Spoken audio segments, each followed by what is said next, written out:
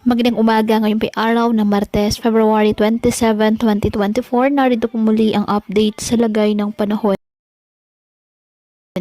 Ayon po sa Pag-asa, sa kasalukuyan patuloy pa rin na umiiral ang hanging amihan o northeast monsoon at nakakaapekto sa Luzon. Ngayong araw, dahil po sa easterlies at ng trough ng isang low pressure area, ang Davao Region, Surigao del Sur, Surigao del Norte at Dinagat Islands asahan na maulap na halangitan na may kalat-kalat na pag-ulan at thunderstorms.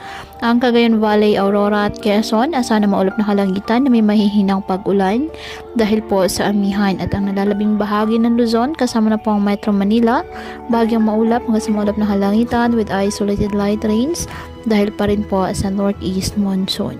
At ang nalalabing bahagi ng ating bansa, apektado po ng easterlies at ng mga localized thunderstorms.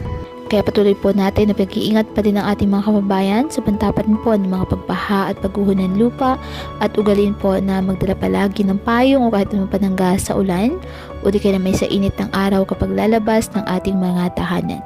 At yan po muna ang update sa lagay ng panahon ngayong araw. Muli, patuloy po tayo na mag-ingat at palaging tandaan, God loves you. Stay safe and God bless.